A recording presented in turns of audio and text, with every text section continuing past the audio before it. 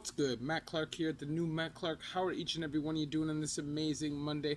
I'm doing great. My girl's doing great. My family's doing great. Hope each and every one of you are doing great, even though right now life just kind of sucks. I want to say thank you to each one of my 2,550 subscribers. You guys mean the world to me. The movement is growing. The movement is real. So thank you very much for holding me accountable, talking to me on Instagram, and just helping me as much as I help you guys. If you could please hit that like button. If you could please hit that subscribe button and that bell notification button so you get all these videos when they're new. If you could share with somebody on social media, help spread the message, help spread the word. And there's a PayPal option if you'd like to help support the channel. So, I had a bit of a day today. And I realized how much drugs suck. And, they take friends away from you. And I did a video in the past about a friend of mine that had OD'd. And I was quite angry at him. And honestly, today, finding out the truth of what happened actually brought me to tears because I had the wrong idea. So I was obviously really upset because I hadn't communicated with this person. They hadn't tried to communicate with me. I didn't want to hang out. But, I felt a way about not even hearing. And it turns out that he actually avoided me on purpose because he didn't want to get me caught up. He was using again. And turns out that he got arrested and went to Lindsay. And I guess he was in there for 3 months on some petty stuff, non-violent charges. And then the pandemic hit. So when the pandemic hit, they let him out because he was a non-violent offender. So he got out. And when he got out, his girl was on bail, but somewhere else. So they weren't allowed to live together, I guess, or they weren't living together because his girl had been bailed out by somebody else. So I guess he got out on his own recognizance and went home. And it turns out that he actually was really trying, had been off alcohol and cocaine for 1.5 years prior to getting arrested. And I guess was still just caught up on heroin. But turns out that he got out. I guess she talked to him a couple times and then heard nothing from him. And after 3 days got really worried. They drove down, looked, and found him dead. So, I actually had a really tough afternoon finding that out because even though I disliked him, I still loved him, if that makes sense. This is somebody who'd been in my life since I was a preteen, pretty much. And, obviously he had his vices. He had drug issues. And they change people. And this is why I do what I do, because I've lost so many goddamn friends from this shit that it's sad and it's sickening, and it doesn't seem like anybody gives a shit. Obviously, if you're an addict, you have to do this for yourself, but where are the rehab centers? Where are the safe injection sites? Outside of Toronto, where are the rehab centers that aren't just dirty detox centers?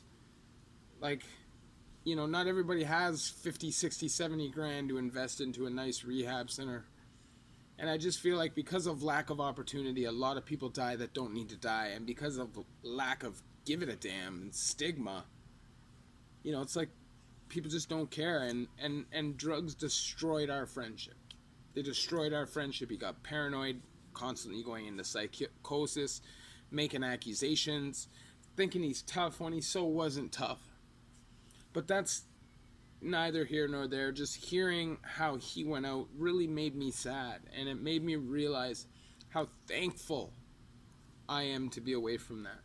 There was a point in my life where I didn't see myself escaping that. I saw that as my fate. Whether it was prison, whether it was death, doesn't matter. I'm living by my own rules. I'm using drugs until I die or get life. That's my fate. And whatever I got to do to get it, that is what it is. And I didn't always feel that way.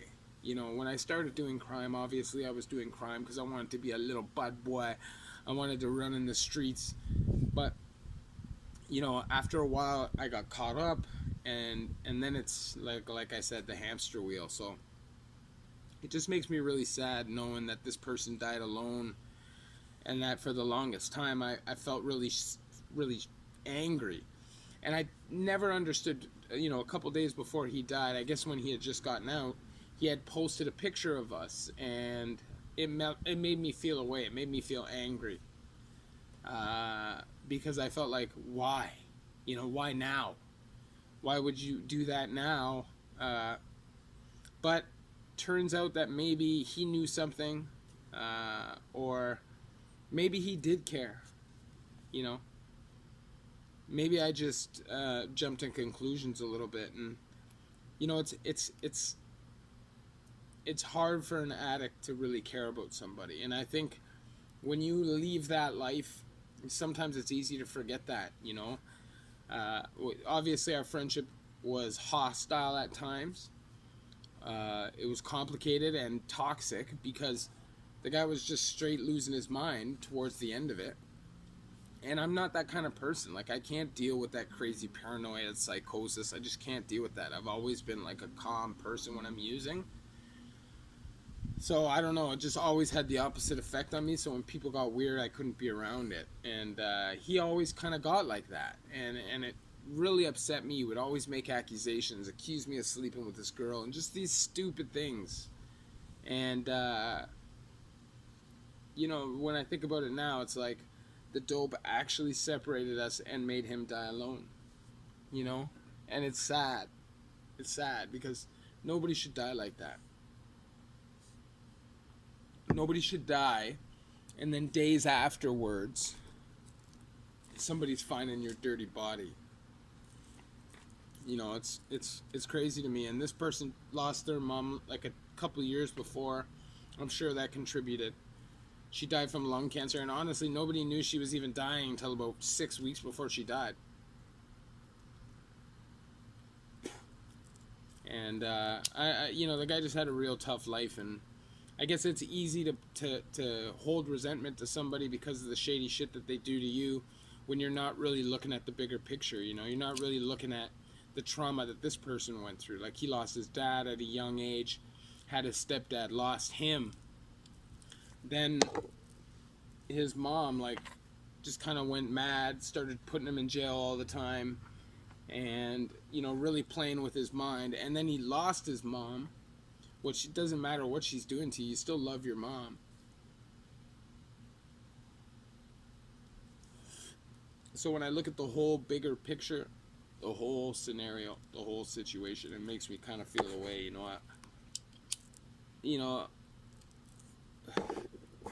It's just difficult to lose people, and I really hope that anybody who watches my videos that's still using hard drugs, using coke, using meth, smashing, using intravenously, putting yourself at risk to blood poisoning and all kinds of botulism and all kinds of diseases, just get away from that shit, because you're going to lose people and lose people and lose people. And believe me, it'll get to a point where everybody that you grew up around is gone, and the only relationships in your life are new ones.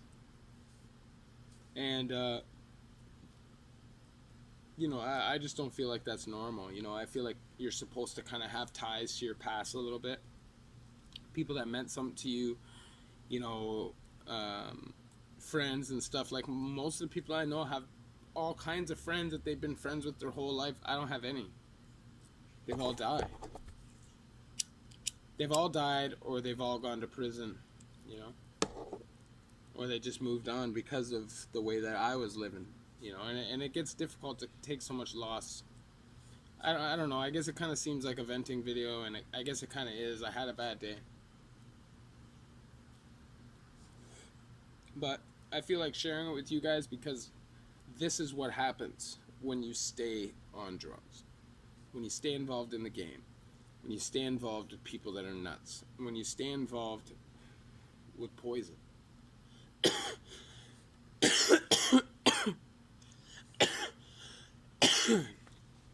When you're using and you're in the heat of things, it's very easy to think that you're untouchable, that you're not going to die. I'm a conservative user. Things happen so quickly, though, when you're using, and it's always the most dangerous when you get locked up, because your tolerance goes down and you get out and you think you have the same tolerance, but you don't. And it's just, it just snowball effects, Anyways, I share my experience with you guys so you don't have to go through these things yourself. You know, this person was literally one of my best friends for most of my life, and drugs made it so we hated each other, loved each other, hated each other, and I never had a chance to kind of make it up with him. And when he died, I had a lot of resentment towards him and anger, and I kind of feel a way about it now, knowing some things that I found out. I hadn't been able to get a hold of anybody, and when I finally did, things kind of changed a little bit, you know. So if you like this video, please hit that like button.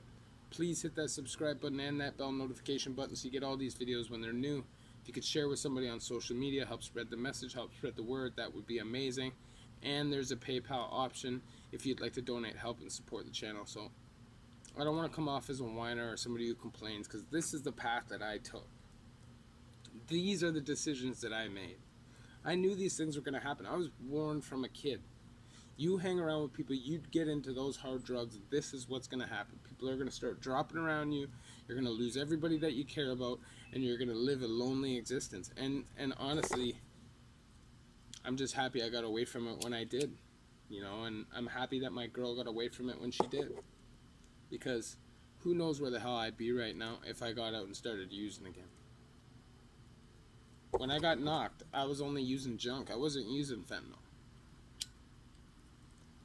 And when I came out, there was just fentanyl. There's no junk no more. It's all cut.